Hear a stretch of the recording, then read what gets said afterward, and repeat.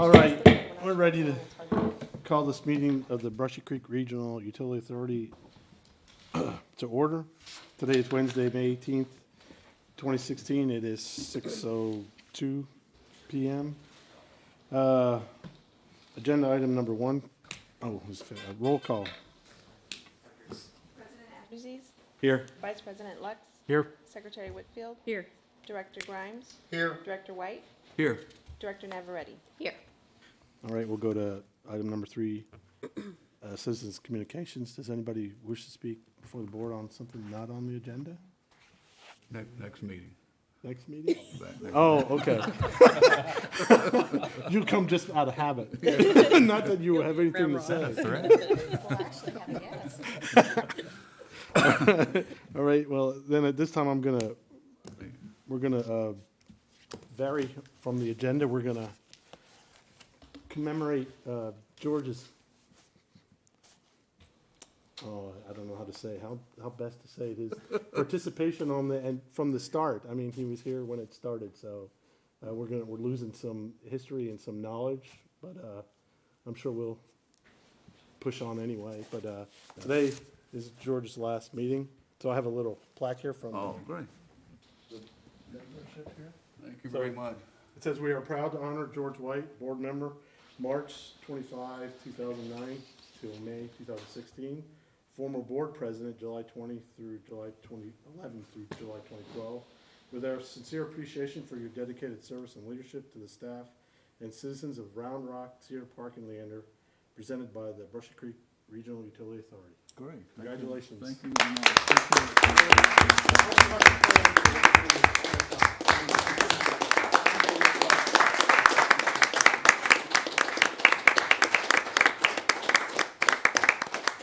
It's like coming to Texas. I wasn't here at the very beginning, but I got here as soon as I could. Thank you so much. It's been a great pleasure and privilege. We're going to miss you, George. So thank you very much. I do hope you come to the next meeting. And one extra point I'll add is that while we've had a lot of wonderful board members that have helped create Brushy Creek Utility Authority and make it work, only one can say that they were the longest-serving board member in the organization, and that man would be George White. 7 years. Yeah, So congratulations. Thank you, Tom. The oldest rat in the barn, as they say. That makes you the smartest one, too. And we've got I don't know if this is proper, we got a great replacement coming on. Frank Leffingwell's in the front row, and Round Rock place 3, so he'll be taking. Anything about what because I don't know that he was. Just told him it's going to be exciting.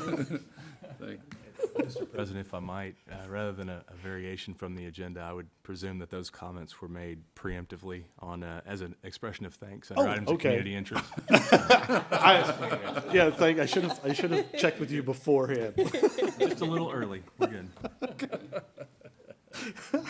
I got my plaque. I'll see you guys later. I'm so happy to have lawyers around because they are very helpful with all this stuff, especially for us new people to this sort of world.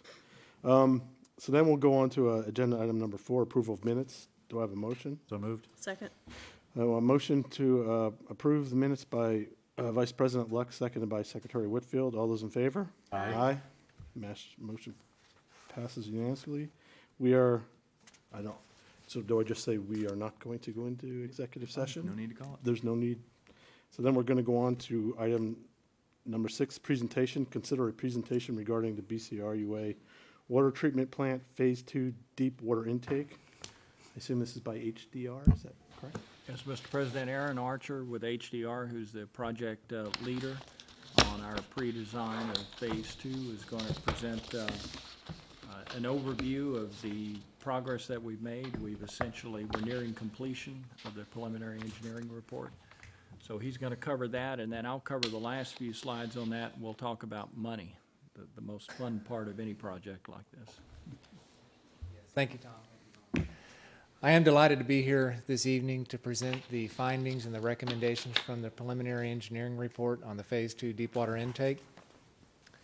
Before we get into the details, I wanted to give you a brief overview. I'm going to go through the preliminary engineering report, the PER, and show you guys some of the highlights and recommendations out of that report. And then we'll present to you the estimated cost for the project and look at some of the schedule and phasing considerations. And then I'm going to hand it back to Tom, and he'll conclude with the discussion on the path forward. The PER is a very important milestone for the Phase 2 project. It takes design of the deep water intake up to about the 30% level. And what it does is it documents the alternative design approaches that we looked at, and then it makes a recommendation and develops the design of the recommended approach. So you can see here the outline, the layout of the PER. In general, there's a section for each of the major project components, a few sections that kind of overlap the broader scope of the project, like the geotechnical setting and permitting. Your dedicated city and BCRUA staff recently completed their review of the 2,000 or so pages of that report. They made a very special request, in light of this being George's last meeting, that we go through it page by page tonight. So we're just going to jump right in. No, I'm going to start with looking at the geotechnical setting, and we're going to go through it pretty quickly. Yeah. We did a very extensive geotechnical investigation out there. We did 14 borings. Some of them were as deep as 350 feet. 7 of them were done on land, and 7 were done in the water. You can see a photograph, actually, of the boring rig mobilized on the lake to collect the lake borings. Now, what we found through our boring program, all of the laboratory testing, is that the primary bedrock geologic formation is Glen Rose limestone. It's relatively hard to moderately hard. It's very consistent. It's relatively impervious, meaning water doesn't tend to move through it very much. And that is all very good news for our project. It means that it's fairly consistent rock. We don't have a lot of risk of water entering the tunnel. It's very good material that we're going to be tunneling in. So what I want to do is do what I did last time in our project update and work our way through the project, starting at the intake and moving the way that the water flows. The intake is going to give access to a lake bed of 556 feet. That's relative to the conservation pool of Travis, which is 681 feet. That's where the lake is today. Actually, the lake is full. The recommended design includes 2 lake taps, so 2 vertical riser pipes that'll be planted in the lake bed. They'll connect to the intake tunnel below and then extend up above the lake bed. Each lake tap is going to have withdrawal levels at 2 different elevations. Each of those withdrawal elevations consist of 2 screens. So each of these lake taps has 4 screens on it. The reason we want different withdrawal levels is to give BCRUA the operational flexibility to take water above the thermocline that sets up in Lake Travis in the summertime. Water quality below that thermocline is pretty poor. We don't want to send that to the plant. The screens that we're looking at look like this architectural rendering in the bottom right-hand corner. They're called T-screens. It's a conventional design for a screen. They're about 8 foot in diameter, 25 feet long. Each one can accommodate about 75 MGD. So we will only be taking water out of one of these elevations at any given time. The screens will also have some invasive mussel control features. There's some mussels that are eventually going to make it to Lake Travis that could really compromise the operation of this intake. So one of those features is actually the color of these screens. You can see it looks somewhat copper colored. That's a special kind of metal alloy that prevents the attachment of mussels to the screens. And I'll talk about some more measures in just a little bit. The rendering here kind of shows what the upper lake tap would look like with the lake being closer to an elevation of about 645. So just having the upper lake tap, upper screen exposed. Now the maintenance building is directly on shore adjacent to the intake, and its purpose is to help with operation and maintenance of the intake. We'll also use that site to help construct the intake. There'll be about a 1,500 square foot building on that site that houses chemical treatment systems that we can inject into the intake that will protect the intake and the rest of the system all the way back to the water plant from these mussels. The development of the maintenance building site is going to be impacted by the Village of Valente ordinances, and it's also going to be impacted by some restrictions that we negotiated with the prior landowner when we acquired that site. Moving to the intake tunnel, you can see the horizontal alignment of the tunnel as it works its way back towards the pump station on Lime Creek Road.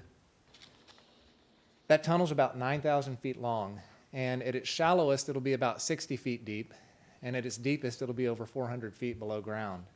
It crosses the lake twice, and we're recommending an excavated diameter of 10 feet.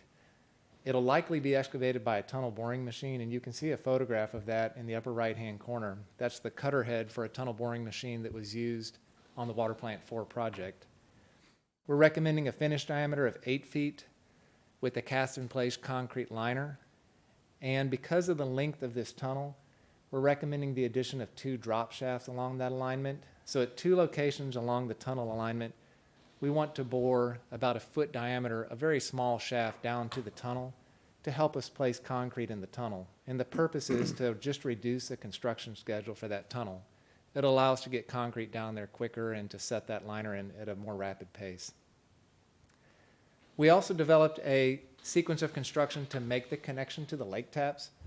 That's a really critical part of this project, connecting the tunnel to those 2 lake tap risers. You can see a photo. This is the lake tap for the City of Austin project where they tunneled up to that and then cut into that steel pipe and made that connection. We'll have a similar connection, a little bit different than that project, and we've defined what we think that construction sequence should look like. Moving to the pump station adjacent to Cedar Park's plant. The pump station is the most complex part of the project. It required the review of a lot of different design configurations and alternatives, a lot of specialized hydraulic modeling. And as a reminder, the pump station site is the primary work site where all this work is going to occur. This is going to be where the work shaft is, where we start and complete the tunnel off in one direction towards the intake and the tunnel off the other direction towards Trails End Road. Now, the recommended design includes 2 separate pumping systems, both of them using submersible style pumps. There'll be 1 set of pumps to pump water to the BCRUA and Leander Sandy Creek water plants, and another set of pumps to send water in a dedicated pipeline over to Cedar Park's plant just next door. The BCRUA and Leander pumps, there'll be 6 of them, and they'll be placed in individual shafts down to a subterranean suction forebay, and you can see that in the figure in the upper right-hand corner, those 6 individual small diameter shafts. The Cedar Park pumping system will have 4 pumps placed in that work shaft, which will be repurposed as a wet well. So we did a lot of hydraulic modeling on this. We need to get the hydraulics in this design geometry right. One of the things we did was develop a physical model, which is a model layout. It's a working model layout of the pump station that we evaluate in the laboratory with a lot of instrumentation. We inject dye into it to look at hydraulics and make sure that we're meeting the performance criteria for it. So we completed that physical model test. You can see some photographs of it. And we have a design geometry that meets all the performance criteria. We also developed some architectural renderings of the pump station. The one on the left shows the view of the pump station looking from Lime Creek Road towards the lake, and it's the reverse of that, looking back towards Lime Creek Road on the right. The pump station will be about 13,500 square feet. It'll have 2 levels.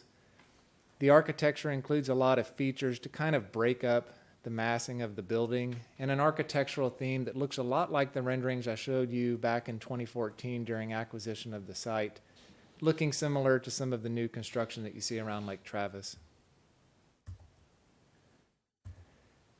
Moving to the transmission tunnel, you can see the alignment here. It crosses back across the Lime Creek branch of Lake Travis. That tunnel's about 2,800 feet long, depths of 100 to 200 feet below ground. Again, we're recommending an excavated diameter of 10 feet and a finished diameter of 7 feet with a welded steel liner. One of the critical parts of this project is going to be connecting to a vertical riser pipe at the end of Trails End Road. Right after Trails End Road ends, at the bottom of Trails End Road, we're proposing the shaft be placed there, which is only a little bit above the conservation pool of Travis.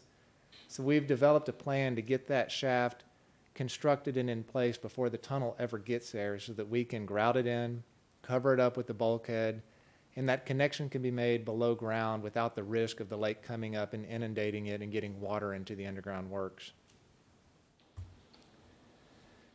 As part of the project, we looked at the electrical needs.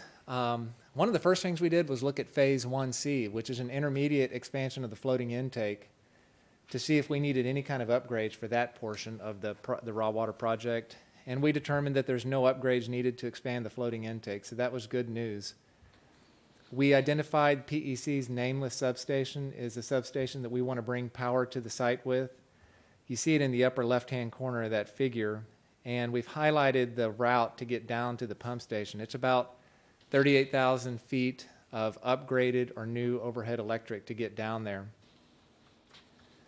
We wanted to make sure we've got a redundant feed down to the pump station in the event that we lose temporarily service on the primary feed. And some good news on that portion of the project, we'll have a 40% redundant feed available just by decommissioning the 3 floating intakes, BCRUA, Cedar Parks, and Leanders.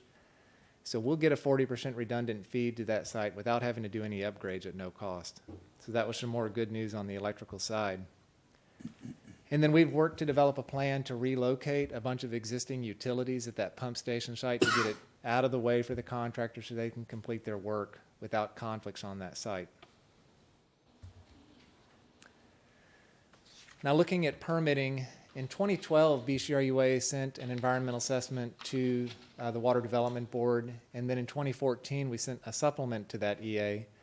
Since then, we've done a bunch of additional environmental surveys and investigations. We've recorded those in the PER. We've been in communication with all of these agencies through the development of the PER. What I wanted to do is point out 3 big permitting efforts that we're going to have to tackle in final design. One will be working with the Army Corps of Engineers and LCRA to construct the intake in the lake. Now, we anticipate getting that permitted with a nationwide permit, which is, it greatly simplifies the permitting effort in the lake. So that's going to be some good news working with the Corps on that portion of the project. The pump station site is in the jurisdiction of Travis County and City of Austin 5 Mile ETJ. Both of them are going to do independent reviews of that development. So we've been working with them and talking with them about the project, but that'll be another major permitting effort to get through in final design.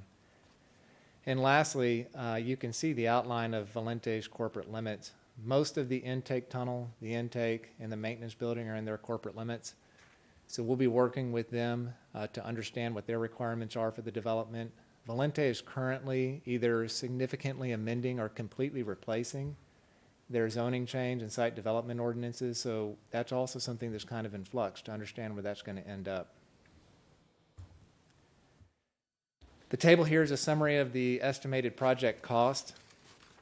The total opinion of probable construction cost is $144.7 million.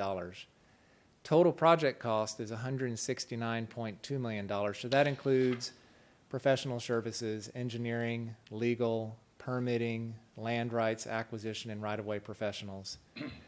I included to the right some escalation curves, which will be important for budgeting, knowing that construction probably won't commence until later 2020 timeframe. So for example, if we assume bids open in 2020 at a 3% inflation rate, the construction cost will go from 144.7 to about 163 million. So that'll just be important as you start thinking about budgeting for the projects moving forward. In order to determine the timing for phase 2, what we did is we worked with the 3 cities to look at water demand projections, and we rolled them together. So what you see here on the orange line is the capacity needed at BCRUA's plant to provide water to the 3 cities based on their needs. Now right now the capacity of BCRUA's system is 17 MGD, and you can see that marked to the left in the schematic. Phase 1B is a re-rate of the existing facilities. It's not new construction. We're just it's a permitting effort to re-rate the capacity of what we have today. We're not exactly clear what the re-rate will achieve. We think it's going to be about 21 MGD. And because we don't know until we complete it, we recommend completing that as soon as possible. But assuming a re-rate capacity of 21 MGD is achieved, phase 1C would need to be online in 2021. To get that online in 2021, design would need to start in 2019. When you complete phase 1C, you increase the capacity to 31 MGD. With 31 MGD being the capacity of the system, phase 2 will need to be online in 2025. So if you work back with the design and construction timelines of Phase 2, you need to get working on final design at the beginning of 2017 in order to not run out of water or have a situation where you've got more demand than you have capacity available.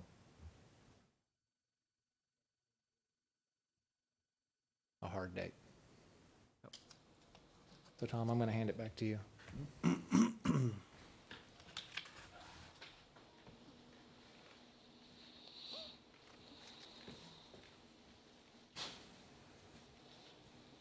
So that was the easy part. Now we have to figure out how to pay for it. And that's always the challenge. You know, BCRUA is, by my reckoning, about 9 years old right now. I think it was incorporated back in 2007. And if you look at this graphic showing the time frame, we're about to enter our second 9-year period. And in that period of time, we'll probably spend about as much as we've spent so far. We started off with $180 million worth of bonds from the Texas Water Development Board. We spent about $140 million. We had significant savings, and we have applied a lot of those savings into ongoing planning for Phase 2, and you'll see some of them applied even further as we move forward with Phase 2. So let's just walk through real quickly what the project funding looks like. We start off in, well, let me back up a little bit. Let me give you a little more framework here. When I look at a funding program for something like this, I have to look at each of the 3 cities and the concerns that the cities have with the amount of debt that we're talking about here. This is not an insignificant amount, obviously, as you all know.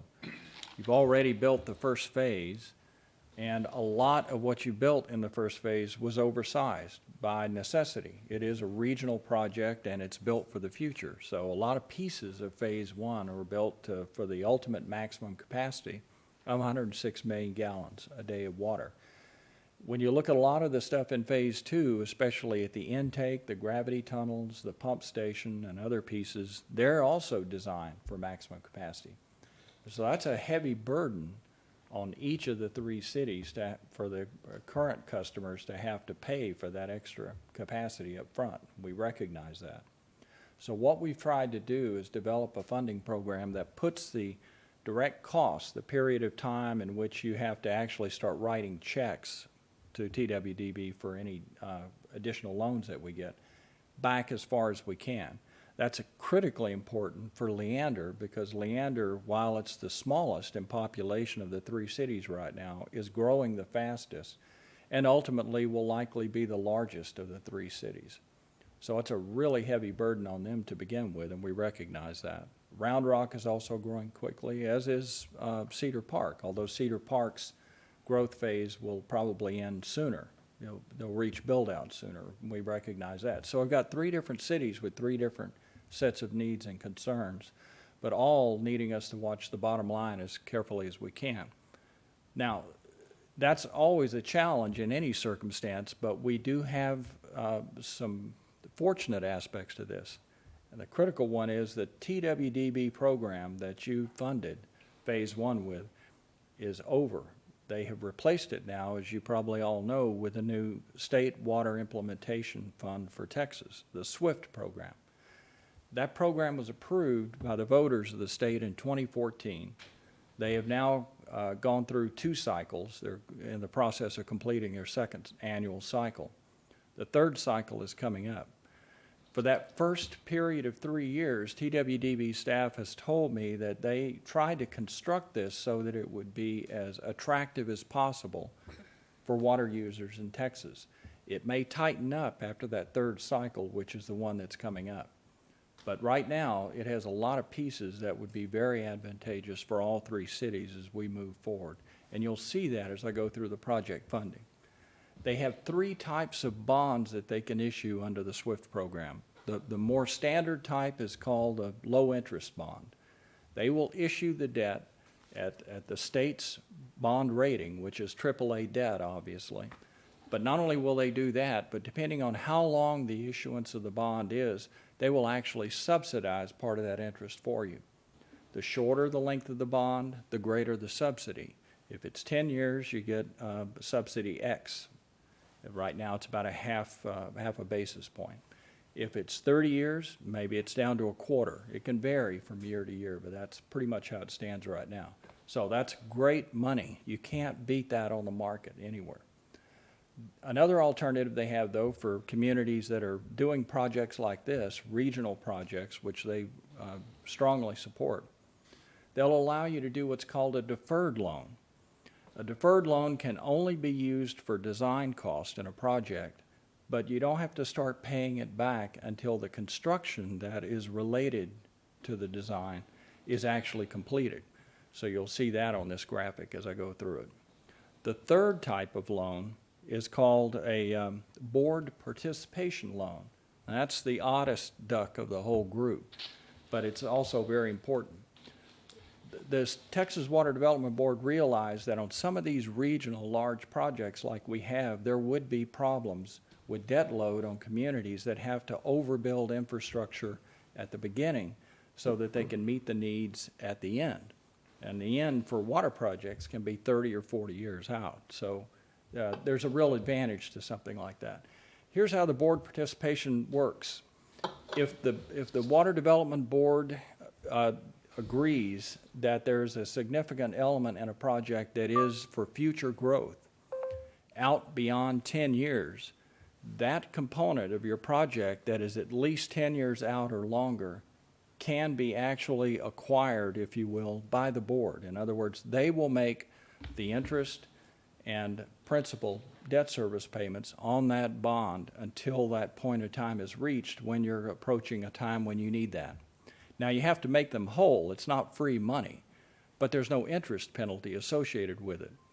So let's say you've got a project that normally you would bond for 30 years, but you are not going to need that capacity for at least 10 years. You could theoretically have a situation where the board will actually cover those costs, that component, that portion of your overall project, for a 10-year period, and then your debt repayment and principal repayment starts. Your payments will be higher than they normally would be. Let's say you do a 30-year long bond at that point.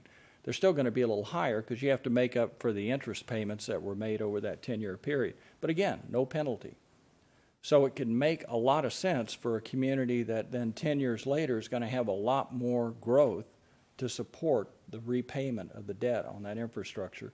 But at the same time, it meets the state's goal in constructing large, complex regional projects like these as efficiently as they can, because that's the way you build something like this. You don't build two small pipes when you can build one large pipe up front. So when we look at this project funding time frame, we start out in 2016, the Phase 1B re-rate.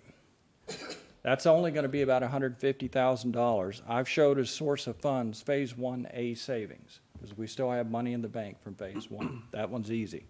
2017, early next year, we need to begin Phase 2 final design. Now, that's a 3-year time period to do the final design on this project because it's so large and complex.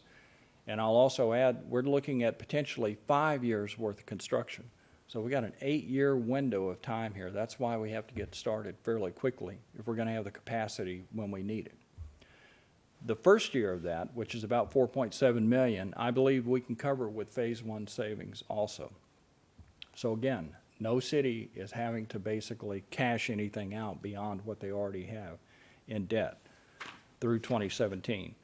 At the beginning of 2017, we will be actually starting in December of this year. There's a window in which we can file our application for all our SWIFT loan packages. And they're going to be complex with a lot of different pieces, obviously. But that's when the window opens. They'll make their decisions in May of 2017 about who's going to get the loans. And I won't say it's an absolute given, but it's practically a given that we would be approved, given that we meet all of their criteria and more. And then in October of 2017, they will actually fund the loans. They'll start cutting checks as need be. So that portion, as I said, of the first year of design can be covered by Phase 1A savings. Then in 2018 to 2019, several things happen. First, we need to start acquiring right-of-way for the pipelines that will be going, the gravity as well as the transmission lines. That's likely to be as much as $2 million. Possibly less, but we want to guess high at this point. Again, I believe we can cover that with Phase 1 savings. Also, in 2018 or 2019, we'll be finishing, using SWIFT money, we'll be finishing the final design on Phase 2. That's approximately $9.5 million we've estimated. That would be funded under a SWIFT deferred loan program. So we are 2018, 2019, we finish up final design. 2020, we start construction. Probably 2025, we finish construction on the plant. That's when the debt service would start on that money. So there wouldn't, again, no check has to be cut while we're doing final design. Next, in 2019, we've got to go into the area near the existing floating intake and relocate utilities. That's not a big project. I think we can cover that through remaining savings in Phase 1 as well. Next, in 2019, we start designing Phase 1C. That's because with the rapid growth that we're experiencing in the region, we need more capacity at the plant. We'll have probably around 21 million gallons a day after the re-rate. Phase 1C will increase that by about 10 million gallons a day. That'll push us up to 30. And that's one we have got to get started before we finished Phase 2's construction. And that's treatment plant capacity that we're talking about. Design on that's about $1.6 million. Again, because it's design, we can apply for a deferred loan. So that would be my recommendation on that. Again, another SWIFT deferred loan. We wouldn't have to start paying it back until 2021 when the estimated completion date for Phase 1C would be, when that capacity is in place at the plant. Now, 2020, we start construction of Phase 1C at the plant. That's about $13 million. And that would be a standard TWDB loan, but it would be low interest, as I said, so it would be subsidized. Also in 2020, we start the PEC electrical upgrades that Aaron talked about, the work out at Nameless Substation, right-of-way acquisition, improvements to lines and such as that.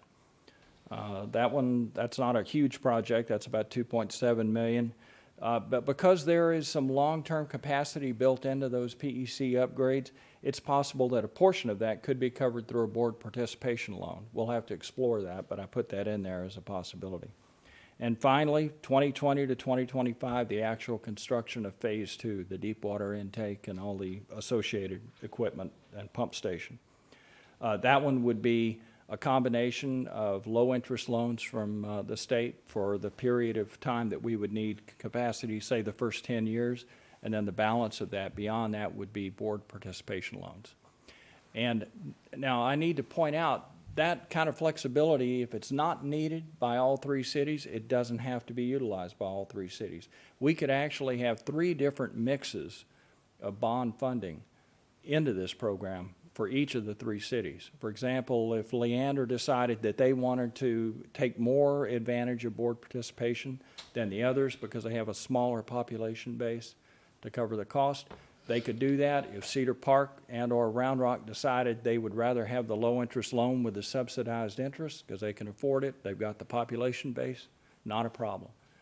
Based on my discussions with TWDB staff and management, they're good with that. So it's going to be a very complicated package when we get this put together, but they're ready for it, they're used to it, and as they've told me, this is why they designed the program the way they did, was precisely for a complex regional project like this with partners of varying size and needs. So we're very fortunate that that program got developed, and we're very fortunate that it's funded by the taxpayers of the entire state, I might add.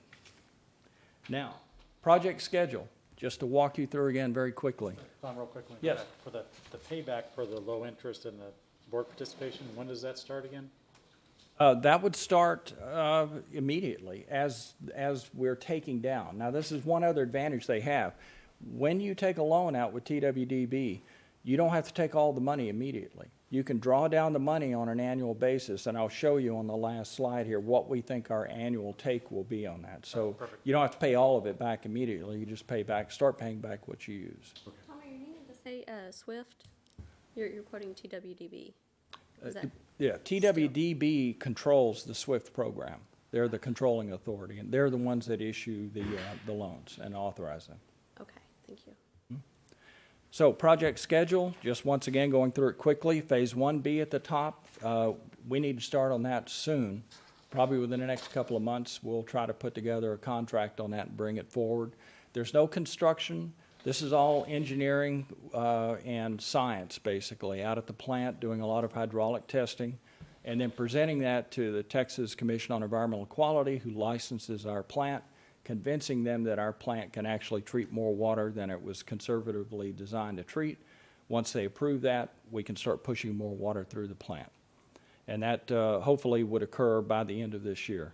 The yellow star there below it, that shows that in December, we have to get that application in, the initial application into TWDB. Deadline. Yes, sir. What's the deadline for that? The deadline for the application, the window opens early December and closes in early February. Okay. And it's an abbreviated application, but in our case, because of the complexity and 3 cities involved, I would recommend we hit this hard with the financial advisors of all 3 cities, plus I'll probably ask HDR to assist. We need to get around a table and we need to work this out, pull the package together, so when we present the package during the abbreviated period, it's probably going to be close to a completed package. At least that's how I envision it right now. Okay, so then we would start final design in early 2017 under this plan, and we'll have to go through a selection process for that. That's a very large professional services agreement. The complexity is that I don't have the money to fund all 3 years right now. I've only got the money to do the first year, so we're going to have to sort that through, and that could be a challenge. But then once we get through the TWDB selection process for the SWIFT loans, and that loan funds in October 2017, then we have the funds to cover the last 2 years of final design. So it's a complicated process. Phase 1C, again, you see it starts in early 2019. That's design in the first year, construction in the next 12 to 18 months, completing in the second quarter of 2021. Then we have the bid award for Phase 2, which is the big one. That bid award will start in late 2019, and we'll have the contractor starting work sometime in the second quarter of 2020. And then we're also doing at the same time initial PEC upgrades. You can see those in green there, from early 2020 through about mid-2021. All of this is designed to come together very tightly scheduled, very carefully scheduled, so that by the middle of 2025, we have the ability to pump all of the capacity that all 3 cities need at all 3 water treatment plants. Because remember, the deep water intake not only provides water for our BCRUA regional plant, but it also provides enough water to deliver it directly to the city of Leander's existing 12 million gallon a day plant and the city of Cedar Park's existing 26 MGD plant. So that's why it's over 140 million in capacity, but the plant, the BCRUA plant, is 106. That's the difference. So timing is absolutely critical on that because you're all growing very quickly. Now, the last thing I want to show you is just the project spending plan to kind of expand on what Director Lux asked. You can see in 2016, there's very little. 2017, there's the 4.7 million for the first year of final design on Phase 2. And then in 2018 and 2019, these stacked bars do not differentiate the source of the funds, just the total amount that would be needed. And then as you can see, once we start construction on the main facilities in Phase 2, starting in 2020, the takedowns get a lot larger. 30 million in 2020, 28 million in 21 and 22, 32 million kind of our peak years in 23 and 24, and then we finish up in 25. And at the end of that period of time, I would not be a bit surprised if we need more capacity. So, to brace yourself. We'll be able to treat 30 million gallons of water, even though we can pump 140 million from the deep water intake. So probably before 2025, we'll be coming back to you again, ready to do what's called Phase 1D, which is the expansion of treatment capacity, the next phase of expansion at the water treatment plant. But the good news on that is that all we'll be building is treatment capacity at the plant. We'll already have the delivery system in place, so on a per gallon basis, that'll be the cheapest water that we built, water treatment that we built. But that's down the road. You don't have to worry about that right now. I'm just warning you that it is coming, because 30 million gallons a day at that plant won't last long the way you guys are growing. Don't blame me. You're the ones that are growing like crazy. So that's where we're at right now, and both Aaron and I'll be happy to answer any questions you've got beyond what we've laid out here tonight. But we've got a busy 9 years coming up for BCRUA and for this board.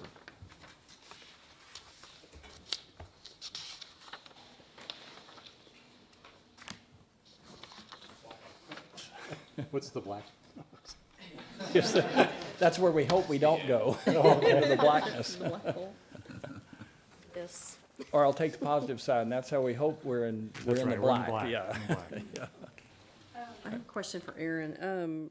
You mentioned a couple of drop shafts that you were gonna have to have. Is that, have you identified where where those are gonna be, and Yeah. is it on somebody's property, and? Yeah, we found 2 locations. We're proposing to put those basically on Lime Creek Road, real close to 2 places where we already collected geotechnical borings. So for the most part in the right-of-way there, it's going to be a coordination issue with the Village of Valente, and we will probably end up coordinating with some landowners in that area as well. So that's an issue that we have brought up to the Village of Valente in our meetings with them, and one we'll continue to have to talk about. We can build the project without them, but we can build it faster with them. Yeah, and that's an issue for the city of Valente, because while it won't reduce the number of trucks full of concrete that will be going down the roads, it could compress them into a shorter period of time and maybe cut 8 or 9 months off the project. So, you know, the Valente's obviously gonna have to decide whether they wanna, you know, deal with that, more intense truck traffic for a short period of time, but then it's over, it's done, and we're out of there. So. Will they be capped or will they be permanently, will they be They'll accessible? be capped. When we're done using them, they'll be filled in. They'll have to be, yeah. Okay. And 'Cause they're they'll access not the at all pipe. like the work shaft where we're, you know, the 30-foot diameter work shaft. These are, It's a foot. you know, a foot. I mean, it's just enough to get concrete down. Yeah, these giant boring machines have to carry concrete that's poured out of the trucks from the shaft, the main shaft at the pump station site. At the beginning, they will be carrying it all the way down almost 2 miles to where the intake is. And then they start lining that concrete all the way back to the pump station site.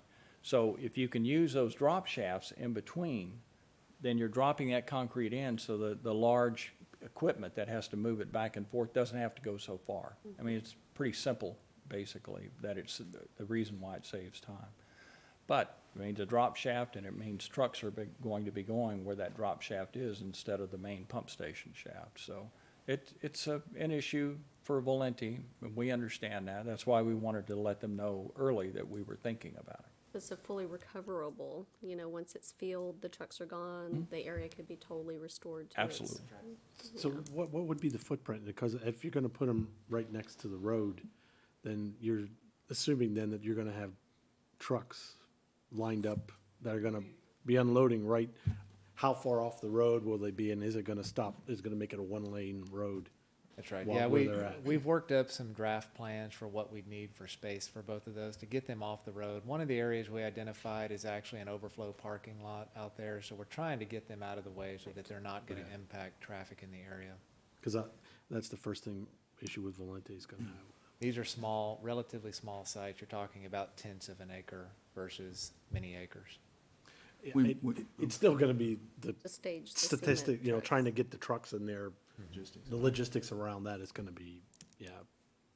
We may A want nice to remind dance. them that our first choice was to lay pipe up the road. Lime Creek Road? And we're taking on, what, $2 or $3 million more expense to More like 6. fix, to achieve this, as troublesome as it might be. Right. That's a good point, but, yeah, so there are a lot of issues for Valente, not the least of which is the impact on Lime Creek Road, and, because that's still, even though that's not in their community where our main pump station is, it's still gonna affect people in Valente who are driving in and out on Lime Creek Road, like a lot of people do, so. There are going to be impacts. You cannot build a project like this without there being impacts. But what I can honestly say is we've been doing everything we can to be completely transparent and open and honest with the folks in Valente, and I believe they have been with us in return. So I think we have a good working relationship right now, and I would only hope that we can continue to have that. The memorandum of understanding that the board created with the Valenti years ago has served us well. I believe it's probably served pretty much all of its useful life. I think it's probably time for us to think about maybe trying to come up with something with Valenti that's a little more formal. And I hope they're open to that, and we're going to continue those discussions and see where we end up. But it's going to be a big project. There's no way around it. And when you're pouring that much concrete, trucks only hold so much concrete, so it's going to be a lot of trucks for a while. And then it'll be over, and it'll be done, and our impact there will be minimal.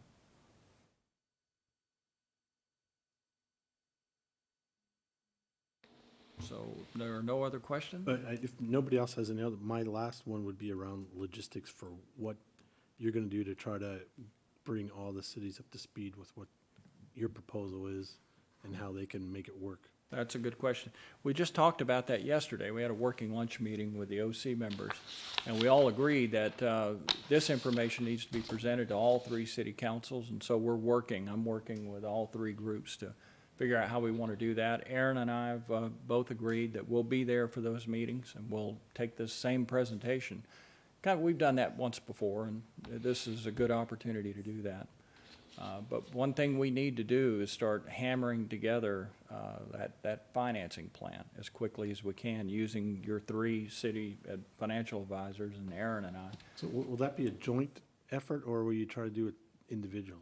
It will be a joint effort, but the bonds themselves, just like for the first phase, will be issued between each city and TWDB. It has to be a joint effort, though, because obviously it's one bill that we'll be paying for the project when we build it, so split three ways, so to speak. One hell of a bar tab. Yeah. Yeah. It's gonna be good discussions too, I'm sure. Yes, it will be. There will be many very interesting discussions over the next 9 years, and a lot of us will have a lot less hair if we're still around then at that time. But it's exciting. Good timing, George. Running out of hair? You can see what happened to his hair over 9 years. Don't put words in my mouth. George had a full head of hair 9 years ago, right? Poor mohawk. If there are no other questions. Thanks for your presentation, both Tom and Aaron. It was very enlightening, very well done, and I wish you all the luck in your endeavor to get everybody on board with this, because you're gonna have a fun time, I think. Because it looks like it's, there's a lot of moving parts, so. But I think, hopefully we can get it all done in a timely manner, but good luck. Thanks again. Anything else before we move on to the next step is closing statements. Does anybody have anything? We'll start with Ms. Whitfield. No, I just want to say thank you. That was a great presentation, both of you. And I just want to say I'm going to miss my ride partner from Round Rock to each of our meetings. It's not going to quite be the same, so we're going to miss you. Thank you. What she's saying is that we've seen a good part of Williamson County trying to find Cedar Park lost a and couple of Leander, times. City Hall. Especially early on. We always Yeah. turn too little, too soon, or too late. Yeah. And we usually get to talking to each other, and then we forget where we're at. So, oh, wait a minute, we missed it. We've solved a lot of problems in my truck. I was gonna leave you to the end, but if you wanna continue, Mr. White, anything? I'll just say this, is that, there's a bunch of seasoned professionals sitting up here, and you recognize that there's, like this project, all these many years, it's gonna be a 10, 20-year project, and there are ebbs and flows, to borrow a wet phrase, wet metaphor, but we've kind of been in a lull for a period of time trying to rectify issues with it, as we're all familiar with. But we're starting to step up now, and the flood tide is coming to, I can't get rid of that metaphor, but so I'd request that you stay close to your OC member, to Michael and Kenneth and Wayne and Sam, who've gotten us this far.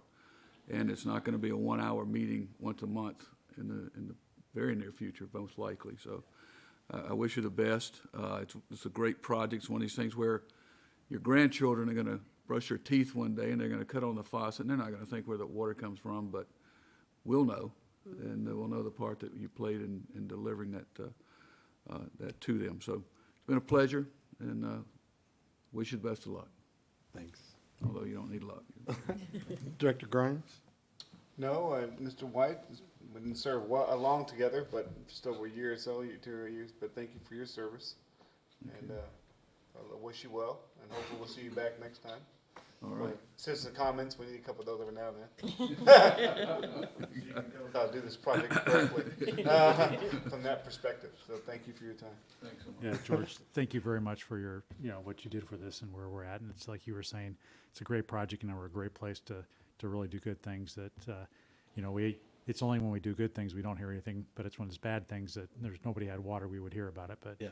it's always a positive feedback when everybody's happy with their water. So thank you, and I wish you fair winds and following seas. Well, thank you. Appreciate it. Thank you, John. Just reiterating the rest of the board, it's been a pleasure serving with you. Your depth of knowledge on the whole BCRUA project has been vital, and I do sincerely thank you for that, and we're gonna miss you. Well, thank you. Appreciate the comment. Yeah, I'd just like to echo everybody else. I do remember the first couple of meetings where I was back in the executive session listening, waiting for you to ask questions because I knew you knew what was going on, so I was always, if I knew if you were asking it, it must be important, so I was taking notes, so I appreciate that, and I'm gonna miss it. I don't know who's gonna be the one to step up to do that for us, but hopefully somebody will. Well, this is a great board, and and Michael's not going anywhere, and Wayne and Kenneth and Sam, you. Yeah, I do welcome. depend on Wayne a lot, so And I'm sure thank we God will for be. Tom showing Yeah. up when he did, yeah. We needed to Yeah, get him. yeah. Well, if we don't have anything else, motion to adjourn. Second? All right, we're adjourned. All right, thank you.